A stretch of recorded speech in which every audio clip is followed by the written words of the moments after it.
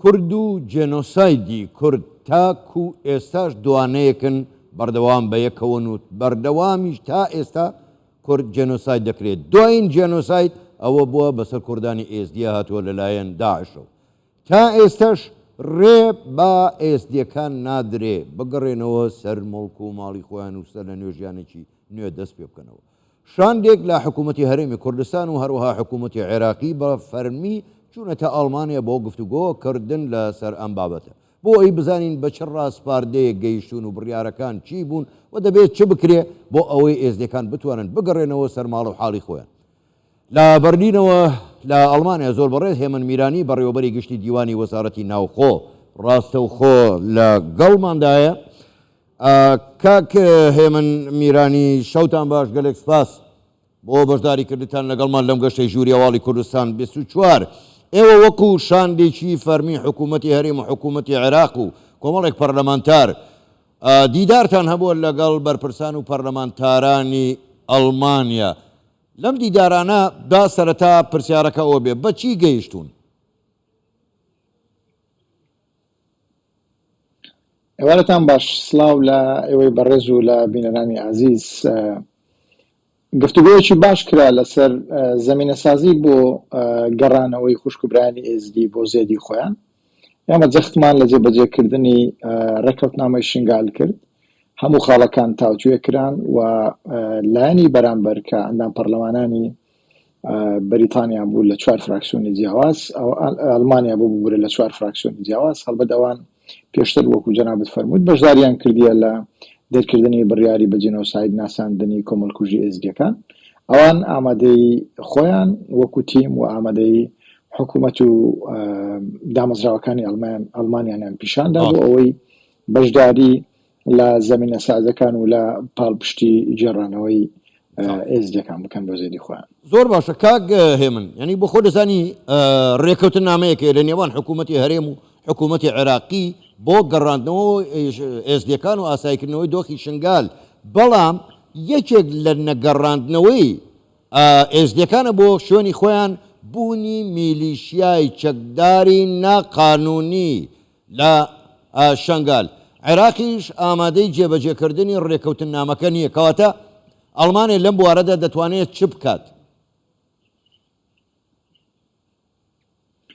ئەمری ئەڵمانیا بە ئێمە ئەنگوت کە ئێوە هەردوو حکوومەت دەبێ هەنگاوی کردداری پیشان بدەن بۆ زەمینە سازی بۆ ئەوەی بتوانرێ هانی خەڵک بدرێ ئارەزومەندانە بگەڕێنەوە. ئێمە لەوێ تاکیدمان لەوە کردەوە کە بەبێ زەمینە سازی ئاسایشی، بەبێ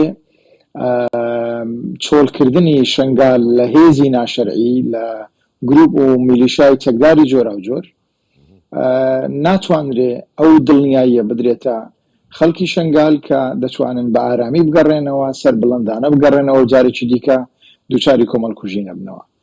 نوێنەری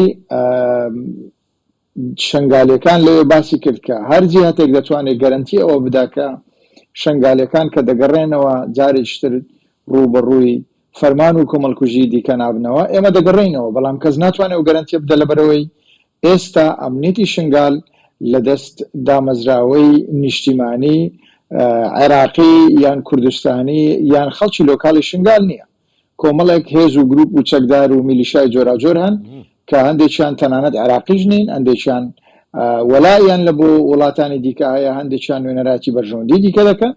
بۆیە لە وجودی ئەوانە بێگومان ناتوانرێ گەرانتی ئەوە بدرێت کە سەر و ماڵی خەڵک سەلامەت دەبێت لەوێ.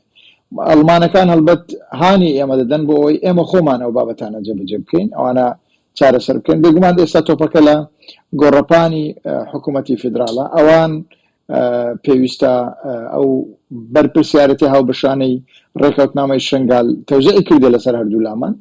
ئەو بەرپرسیارەتی ئەوانە بەرپرسیارەتی هێزی مشتەرەک و هەیئەی حەشدی شەعبیە کە شنگال لە هێزی ناشەرعی و هێزی ناقانونی و هێزی غەیری عێراقی پاک بکاتەوە.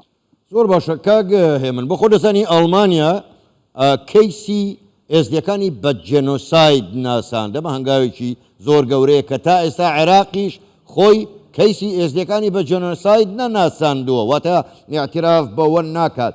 بەڵام ئەمە ئەم کۆبوونەوانەی ئێوە، ئەم دیدارانی ئێوە، ئەم ڕاستپاردانە دەکرێت بکرێتە بنەمایەک بۆ ئەوەی هەم عێراق ئەو کەیسە بە جێنۆساید بناسێ و ببێتە هاندەرێک بۆ ئەوەی ڕێکەوتنامەکە جێبەجێ بکات.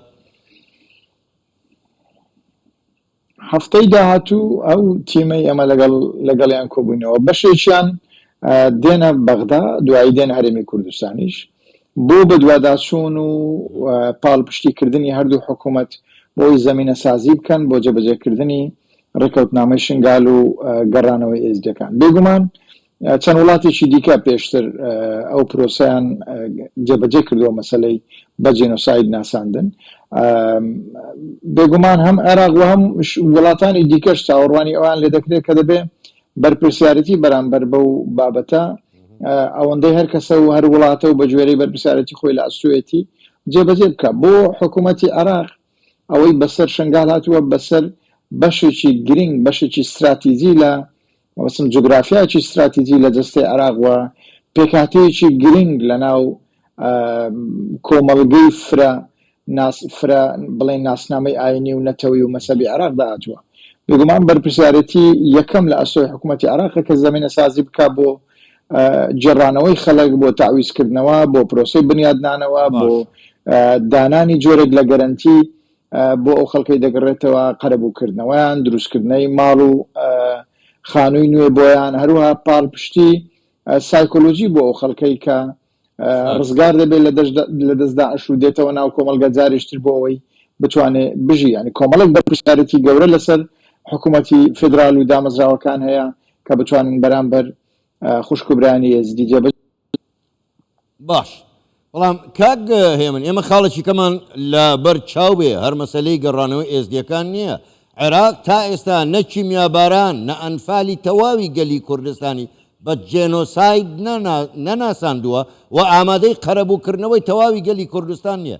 کەواتە پێشبینی چی دەکرێت؟ ڕاستان کۆبوونەوانە گرنگن، زۆر سپاسی ئەڵمانیاش دەتوانن بکەن، بەڵام چی دەتوانن بکەن لە کاتێکدا عێراق خۆی ئامادە نییە جێنۆسایدی گەلی کوردستان بە هەمووی بە ڕسمی بناسێنێ و قەرەبووی خەڵک بکاتەوە؟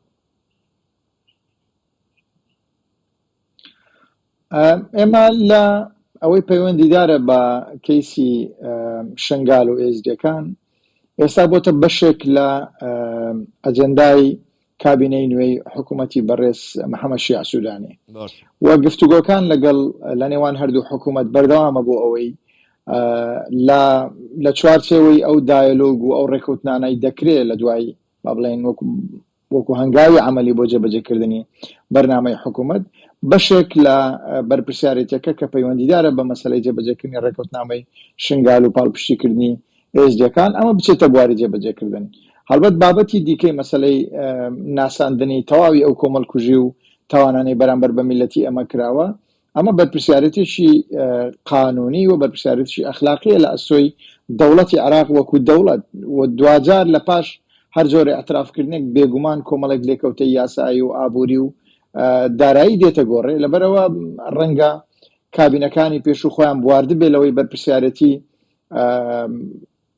حکوومەتەکانی پێش نەوەتویەک هەڵبگرن لە کاتێکدا ئەمە لە ڕووی دەولیەوە لە ڕووی قانونی دەولیەوە ئەمە دەوڵەت ئەنجامی داوە بۆیە بەرپرسیارەتەکە وەکو خۆی دەمێنێ. هەر حکوومەتێک بۆ نمونە بێتە پێش و ئازایانە و بەرپرسیارانە ئەو بەرپرسیارەتە قانونی هەڵبگرێن، ڕەنگە بۆ سەرۆک وەزیرانەکە بۆ کابینەکە بەشتێکی باش لە تاریخ بنووسێت، چونکە دوجار ئێمە کەیسی جۆرا و جۆری جینۆساید لە دنیا هەیە پاش 70 ساڵ 100 ساڵ اینجا ئەترافی پێکراوە و لێکەوتە قانونی و ئابووری و سیاسەکانی هاتوونەتە بواری جێبەجێکردن. یعنی ئەمڕۆیان سبەی ئەم کەیسانە دەبێ بەلایەکدا بخرێن و دەوڵەتی عێراق وەکو دەوڵەت بەرپرسیارەتی یاسایی و سیاسی و ئەخلاقی خۆی بەرامبەر بە میلەتی خۆی جێبەجێ بکە.